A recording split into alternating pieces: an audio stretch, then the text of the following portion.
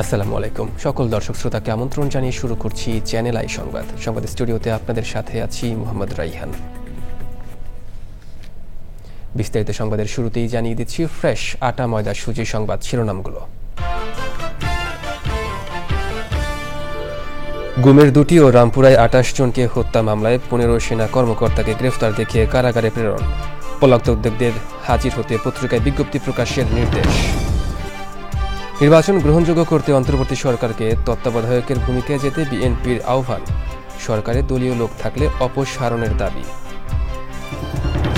এবং শাহজালাল বিমানবন্দরে আগুনে ক্ষতিগ্রস্ত 45 ওষুধ উৎপাদনকারী প্রতিষ্ঠানের কাঁচামাল ও যন্ত্রপাতি ক্ষতি পুষিয়ে নিতে বিশেষ উদ্যোগের তাগিদ।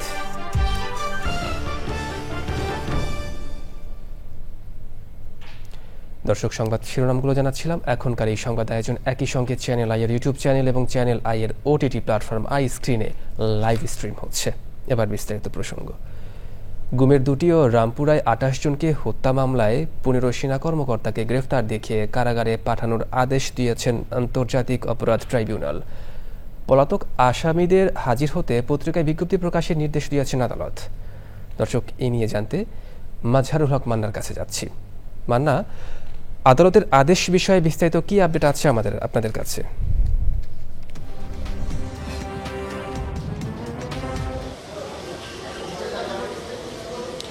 রায়হান, আপনারা জানেন যে আজকে একটি বড় ঘটনা, কেন গুমের মামলায় প্রথমবারের মতো কোনো আসামিদেরকে হাজির করা হয়েছে এবং তারা কর্মরত সেনা কর্মকর্তা। আমরা দেখেছি যে 7:15 একটি বিশেষ বাংলাদেশের জেলের যে বিশেষ প্রিজন ভ্যান, সেটা ভ্যানে নিয়ে আসা হয়েছে এসি। সেই এসি ভ্যানে আসামিদের নিয়ে আসা হয়েছে 7:15 এবং আমরা পরবর্তী দেখেছি যে 8:05 আদালত বসে তার কার্যক্রম শুরু করেছেন। এবং সেখানে আমরা দেখেছি প্রথম যে গুমের 2টি মামলা, আপনারা জানেন প্রথম মামলায় মূলত 10 জন আসামি আজকে হাজির করা হয়েছে। সেই সেনা কর্মকর্তারা বাকি যারা আছেন তারা উপস্থিত হননি। তো সেই 10 জনকে আদালত কারাগারে পাঠানোর নির্দেশ দিয়েছেন এবং যারা উপস্থিত হননি পলাতক আছেন তাদেরকে 1 সপ্তাহের মধ্যে পত্রিকা বিজ্ঞপ্তি প্রকাশের নির্দেশ দিয়েছেন যেন তারা হাজির হন এবং এই মামলার পরবর্তী শুনানির তারিখ 20 নভেম্বর ঠিক করেছেন। তো আপনারা জানেন যে গুমের আরেকটি মামলা আছে, সেই মামলায় যে আসামি আছেন তাদের মধ্যে মাত্র 3 জন উপস্থিত হয়েছেন। সেই 3 জনের ক্ষেত্রে একই ধরনের আদেশ দিয়েছেন ট্রাইব্যুনাল, তাদেরকে কারাগারে পাঠিয়েছেন এবং একই সাথে পত্রিকায় বিজ্ঞপ্তি দিয়েছেন, প্রকাশের নির্দেশ দিয়েছেন যাতে পলাতক আছেন যারা তারা যেন হাজির হন। আপনারা জানেন এই 2 মামলায় কিন্তু সাবেক প্রধানমন্ত্রী শেখ হাসিনা আসামি আছেন এবং তারেক সিদ্দিকী তিনিও আসামি আছেন, তারা কিন্তু প্রথম থেকেই পলাতক আছেন। এবং আরেকটি মামলার কথা বলি যে রামপুরায় আপনারা জানেন যে 28 জন খুনের অভিযোগে একটি মামলা করা হয়েছে। সেই মামলায় বিজিবির অনেক সদস্য আছেন, তারা একসময় সেনা কর্মকর্তা ছিলেন, তাদেরকেও সেই 2 জনকে হাজির করা হয়েছে এবং তাদের ক্ষেত্রে 5 নভেম্বর মূলত আবারও পরবর্তী আদেশের দিন ঠিক করা হয়েছে। এর মধ্যে এই যে 28 খুনের মামলা রামপুরায়, সেটি যারা পলাতক আছেন তাদেরকেও পত্রিকায় বিজ্ঞপ্তি প্রকাশের পর হাজির হতে নির্দেশ দিয়েছেন আন্তর্জাতিক অপরাধ ট্রাইব্যুনাল 1। তো এক্ষেত্রে দেখা যাচ্ছে যে 15 সেনা কর্মকর্তা তারা ভিন্ন ভিন্ন 3টি মামলায় হাজির হয়েছেন এবং তাদেরকে কারাগারে পাঠানোর নির্দেশ দিয়েছেন। প্রসিকিউশনের ক্ষেত্রে জানতে চাওয়া হয়েছিল তাদেরকে কোন কারাগারে পাঠানো হবে। তারা বলেছেন এটি কারা কর্তৃপক্ষের বিষয়, তারা কোন কারাগারে পাঠাবেন সেটি তারাই ঠিক করবেন। এটি এখানে আসলে আদালতের কিছু করার নেই। কিন্তু পরবর্তী তারিখে তারা যে সেনাবাহিনী যে আইনের প্রতি শ্রদ্ধা দেখিয়ে এবং কর্মরত যারা সেনা কর্মকর্তা ছিলেন তাদেরকে হাজির করেছেন, তাদেরকে কৃতজ্ঞতা জানিয়েছেন এবং তারা বলেছেন যে এই তাদের বিরুদ্ধে যেহেতু আইনি প্রক্রিয়া চলছে, তাহলে তাদেরকে কর্মরত যে সেনা কর্মকর্তা আছে তাদেরকে কর্মে আছেন এটা এমনটা বলার সুযোগ নেই, মূলত তারা সাবেক হয়ে গেছেন এমনটা দাবি করছেন। যাই হোক, পরবর্তী প্রক্রিয়া হয়তো যে ডেটগুলো আছে তারা জানা যাবে যে এই মামলায় আসামিদের বিরুদ্ধে কবে নাগাদ বিচারিক প্রক্রিয়া শুরু হয়। আপনারা জানেন অভিযোগ গঠনের বিষয় আছে, এর পরবর্তী ধারাতে পত্রিকা বিজ্ঞপ্তি প্রকাশে যদি তার আসামিরা না আসেন সেক্ষেত্রে পরবর্তী আদেশ আন্তর্জাতিক অপরাধ ট্রাইব্যুনাল দিবেন। রাইহান, ধন্যবাদ আপনাকে আদালতের আদেশ বিষয়ে বিস্তারিত তথ্য দেওয়ার জন্য। বিএনপির মহাসচিব বলেছেন বর্তমান অন্তর্বর্তী সরকারকেই নির্বাচনের সময় তত্ত্বাবধায়ক সরকারের ভূমিকায় যেতে হবে। প্রধান উপদেষ্টার সঙ্গে বৈঠক শেষে তিনি বলেন প্রশাসন থেকে চিহ্নিত ফ্যাসিস্টদের সরিয়ে নিরপেক্ষ কর্মকর্তা নিয়োগ দিতে হবে। সরকারে দলীয় লোক থাকলে তাদের অপসারণেরও দাবি জানিয়েছে বিএনপি। বিস্তারিত মইনুল হাসানের রিপোর্টে। রাজধানীতে প্রধান উপদেষ্টার বাসভবন যমুনায় মঙ্গলবার সন্ধ্যা ৬টায় বিএনপির মহাসচিব মির্জা ফখরুল ইসলাম আলমগীরের নেতৃত্বে ৩ সদস্যের প্রতিনিধি দল প্রধান উপদেষ্টা অধ্যাপক ডক্টর মোহাম্মদ ইউনূসের সঙ্গে বৈঠক করেন।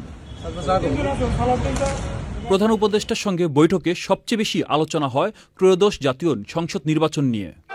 বৈঠক শেষে গণমাধ্যমের সঙ্গে কথা বলেন মির্জা ফখরুল ইসলাম আলমগীর। এই মুহূর্ত থেকে যেটা প্রয়োজন হচ্ছে অন্তর্বর্তীকালীন সরকারকে এখন কেয়ারটেকার গভর্নমেন্টের আদরে নিতে হবে, অর্থাৎ কেয়ারটেকার গভর্নমেন্টের বলতে আমরা যা বুঝাই অর্থাৎ তত্ত্বাবধায়ক সরকার, সেই ভূমিকায় তাদেরকে যেতে হবে। ও সেই জন্য প্রথমেই যে বিষয়টির প্রয়োজন হবে তা হচ্ছে প্রশাসনকে পুরোপুরিভাবে নিরপেক্ষ একটা ধারণা জনগণের মধ্যে তৈরি করতে হবে। তিনি বলেন সরকারে দলীয় লোক থাকলে তাকে অপসারণের অনুরোধ করতে হবে। সেক্রেটারিয়েটে যারা এখনো আছেন, যাদেরকে চিহ্নিত ফ্যাসিস্টদের দোসর বলা হয়, তাদেরকে সরিয়ে সেখানে নিরপেক্ষ কর্মকর্তা দেওয়ার জন্য আমরা বলেছি যে প্রশাসনেও, জেলা প্রশাসন বিশেষ করে, সেখানেও একইভাবে ব্যবস্থা গ্রহণ করতে হবে। এবং আমরা কিছু কিছু কথা বলে এসেছি যেগুলো আমরা মনে করেছি যে তারা এখনও সেই পুরনো সরকারের, ফ্যাসিস্ট সরকারের স্বার্থ পূরণ করছে, তাদেরকে অপসারণের কথা আমরা বলেছি। বিচার বিভাগ থেকে ফ্যাসিস্টদের দোসর সরিয়ে নিরপেক্ষ বিচার নিয়োগ দেওয়ার দাবিও জানিয়েছেন বলে জানান বিএনপির মহাসচিব। Moinul Hasan, channel I, Dhaka. হযরত শাহজালাল আন্তর্জাতিক বিমানবন্দরের কার্গো ভিলেজে আগুনে দেশের ৪৫টি ওষুধ উৎপাদনকারী প্রতিষ্ঠানের কাঁচামাল ও যন্ত্রপাতি ক্ষতিগ্রস্ত হয়েছে। আনুমানিক ক্ষতির পরিমাণ ২.৫ থেকে ৩০০ কোটি টাকা। ক্ষতির প্রভাব কাটিয়ে উৎপাদন ও সরবরাহ চেইন সচল রাখতে নতুন করে কাঁচামাল আমদানিতে এলসি খোলা, ব্যাংকিং সহায়তা ও দ্রুত পণ্য খালাসের নিশ্চয়তা চেয়েছে বাংলাদেশ ঔষধ শিল্প সমিতি। বিস্তারিত জান্নাতুল বাকিয়া কেকার রিপোর্টে। হযরত শাহজালাল আন্তর্জাতিক বিমানবন্দরের কার্গো ভিলেজে আগুনে ক্ষয়ক্ষতি নিয়ে রাজধানীতে সংবাদ সম্মেলন আয়োজন করে বাংলাদেশ ওষুধ শিল্প সমিতি। এতে দুর্ঘটনাজনিত ক্ষয়ক্ষতি মোকাবেলায় ভবিষ্যৎ করণীয় নিয়ে ১৪ দফার দাবি জানান ওষুধ শিল্প মালিকরা। সাপ্লাই চেনের যে স্মুথ অ্যাভেলেবিলিটি, আমরা প্রোডাক্ট যে অ্যাভেলেবল করব, ওইটা যদি আমাদের ফার্দার সাপ্লাইগুলো অ্যাফেক্টেড হয় তাহলে আমরা এটা অ্যাফেক্টেড হয়ে যাব। সমিতির নেতারা বলছেন, যেসব কাঁচামাল নির্দিষ্ট তাপমাত্রায় সংরক্ষণের প্রয়োজন সেগুলো দ্রুত ছাড় নিশ্চিত করতে হবে। একই সঙ্গে ছুটির দিনেও কাস্টমস ও সংশ্লিষ্ট শাখা খোলা রেখে মালামাল দ্রুত সময়মতো বুঝিয়ে দেওয়ার দাবি জানান ওষুধ শিল্প মালিকরা। শুক্র শনিবারে আপনারা একটা বা দুইটা উইন্ডো ওপেন রাখেন।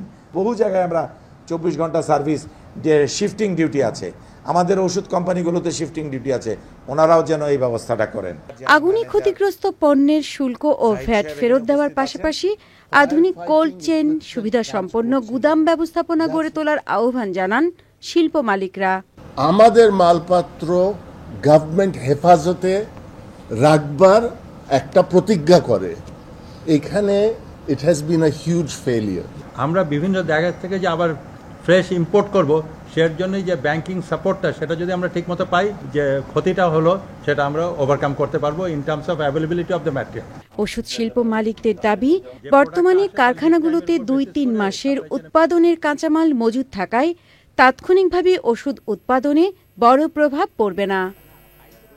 জান্নাতুল বাকিয়া কেকা, channel I, Dhaka.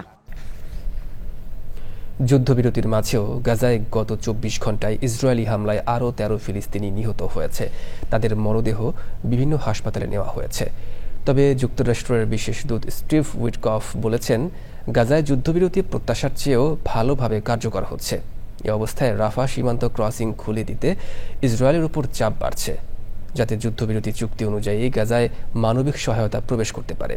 President Donald Trump হামাসের বিরুদ্ধে হুঁশিয়ারি উচ্চারণ করে বলেছেন, মধ্যপ্রাচ্যের কিছু মিত্র দেশে যুদ্ধবিরতি লঙ্ঘন হলে গাজায় তীব্র শক্তি প্রয়োগে রাজি আছে।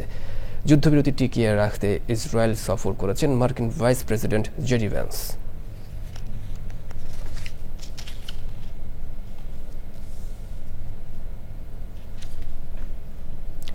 বোর্ড পরিচালনায় নিয়ন্ত্রণ নিশ্চিত করতে বিসিবির গঠনতন্ত্রে সময়ে সময়ে নানান পরিবর্তন আনেন ক্ষমতাসীনরা।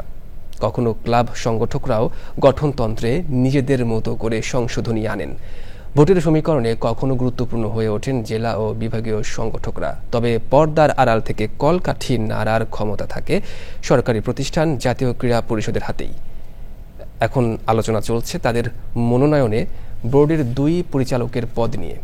বিসিবির গঠনতন্ত্রের নানান অসঙ্গতি নিয়ে সাইদুর রহমান শামীমের রিপোর্ট। বিসিবি পরিচালনার আধিপত্য নিয়ে ঢাকার সংগঠকদের সঙ্গে জেলা বিভাগীয় সংগঠকদের টানাপোড়েনের ইতিহাস ভোট আর নির্বাচনের সমীকরণ ভিত্তিক। রাজনৈতিক বিবেচনায় নিয়োগ পাওয়া জেলা এবং বিভাগীয় সংগঠকরা ভোটের মাঠে যতটা সক্রিয় ততটাই নিষ্ক্রিয় মাঠের খেলা। এমনও দেখা গেছে যে ঢাকার বাইরে থেকে যারা কাউন্সিলর হয়ে আসছে বা বোর্ড ডিরেক্টর হয়েছে, অতীতে আমি দেখেছি যে ওই সমস্ত জেলাগুলিতে কিন্তু কোনোদিনও লিগও হয় না, নিয়মিত খেলা হয় না, তো তারা ক্রিকেট বোর্ডে এসে কি দিবে? তবে দেশের ক্রিকেটের স্বার্থে ডিভিশনাল ক্রিকেট অ্যাসোসিয়েশনের প্রয়োজনীয়তা নিয়ে দ্বিমত নেই কারো। আমাদের ক্লাব, জেলা ক্রীড়া সংস্থা বলি, বিভাগীয় ক্রীড়া সংস্থা বলি বা অন্যান্য যারা ক্রিকেট সংস্থা আছে তাদের মধ্যে একটা টানাপোড়েন আছে। সো এখানে নিশ্চয়ই একটা গ্রহণযোগ্য জায়গায় আমাদের যাওয়ার সুযোগ আছে। নির্বাচন এড়িয়ে জাতীয় ক্রীড়া পরিষদের মনোনয়নে 2 পরিচালকের বোর্ডে আসার অগণতান্ত্রিক বাধ্যবাধকতা বিসিবিতে সরকারি নিয়ন্ত্রণ অটুট করেছে। সরকারি হস্তক্ষেপ ও ভাঙাগড়ায় এই অনির্বাচিত পরিচালকদের অবদান দেখা গেছে সাম্প্রতিক অতীতে। এই ডমিনেন্সেরই একটা উদাহরণ হলো গিয়ে এই যে বিভিন্ন ফেডারেশন বা বোর্ডে তারা যে ডাইরেক্টর বা মেম্বার দিয়ে থাকে, এনএসসি নমিনেটেড, ইলেক্টেড বোর্ডে নমিনেটেড।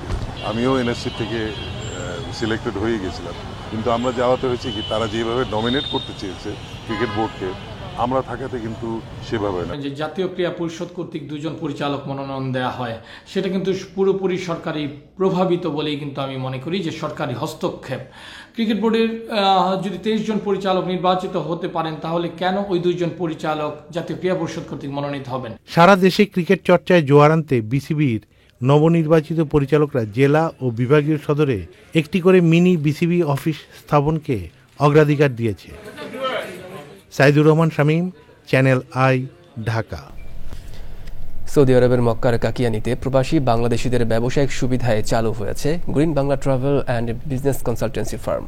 তাদের সহায়তায় সৌদি সরকারের বিনিয়োগের সুবিধা কাজে লাগিয়ে নিজ নামে ব্যবসা প্রতিষ্ঠান গড়ে তুলছেন প্রবাসী বাংলাদেশিরা। দেশটিতে বিনিয়োগ সুবিধা, পর্যটকদের নানাবিধ পরামর্শ এবং স্থানীয় প্রবাসীদের নিজ নামে ব্যবসা প্রতিষ্ঠান গড়ে তুলতে নানান দিক নির্দেশনা দিচ্ছে green Bangla travel and business consultancy firm. জমকালো এক আয়োজনে এসব তথ্য তুলে ধরা হয়। গ্রিন বাংলা গ্রুপের চেয়ারম্যান মোহাম্মদ ফেরদাউসের সভাপতিত্বে অনুষ্ঠানে প্রধান অতিথি ছিলেন অ্যাপোটেল গ্রুপের চেয়ারম্যান মোহাম্মদ সাকের। উপস্থিত ছিলেন green village chairman Nasrul Haque Chowdhury, ব্যবসায়ী আবু সালেহ, দার আল রাউরি কোম্পানির চেয়ারম্যান মোহাম্মদ নাবিল আল আরাবি, ব্যবসায়ী মোহাম্মদ শাহজাহান সহ অন্যান্যরা। কানাডার বিভিন্ন প্রদেশে আনন্দ উৎসবের মধ্য দিয়ে সনাতন ধর্মাবলম্বীদের কালী পূজা ও দীপাবলি উৎসব হয়েছে। কানাডার ক্যালগারির বাংলাদেশ পূজা উদযাপন পরিষদের উদ্যোগে ক্যালগারির সাউথ ভিউ কমিউনিটি সেন্টারে বাংলা সংস্কৃতিকে তুলে ধরে সাজানো হয়েছে পূজা মণ্ডপ। বিভিন্ন শ্রেণী পেশার মানুষের পদচারণায় মুখরিত ছিল পূজা মণ্ডপ। সে সময় সনাতন ধর্মাবলম্বী প্রবাসী বাঙালিরা কালী পূজা ও দীপাবলিকে ঘিরে মেতে ওঠেন আনন্দ উৎসবে। উপস্থিত ছিলেন বাংলাদেশের পূজা পরিষদ অব ক্যালগারির নেতৃবৃন্দ সহ ক্যালগারির সনাতন ধর্মাবলম্বীদের বিভিন্ন সংগঠনের নেতারা। এবার নিটল টাটা কৃষি সংবাদ।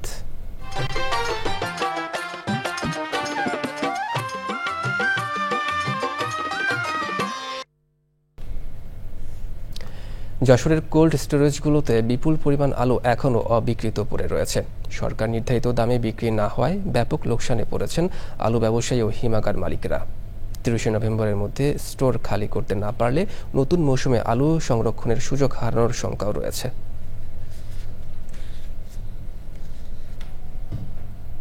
এবার প্রকৃতি সংবাদ।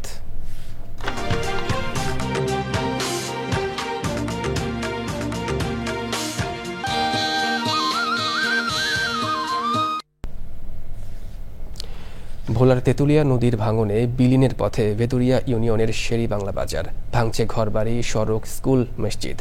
স্থানীয়দের অভিযোগ, বছরের পর বছর ধরে চলা ভাঙন রোধে শুধু আশ্বাসই দিয়েছে কর্তৃপক্ষ। টেকসই বাঁধ নির্মাণ সহ দৃশ্যমান উদ্যোগের দাবি এলাকাবাসীর।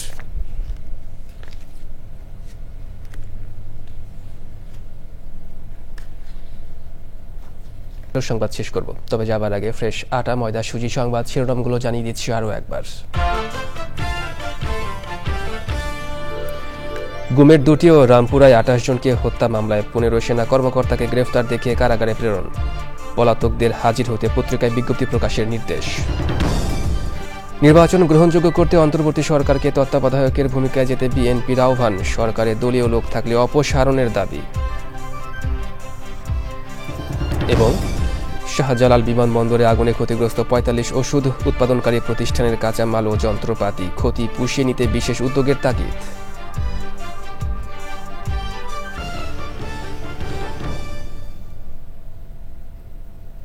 দর্শক, চ্যানেল আইয়ের সর্বশেষ সংবাদ জানতে ভিজিট করুন channelionline.com-এ। যুক্ত থাকুন আমাদের সোশ্যাল মিডিয়ার প্ল্যাটফর্মগুলোর সাথে। এতক্ষণ সঙ্গে থাকার জন্য ধন্যবাদ সবাইকে।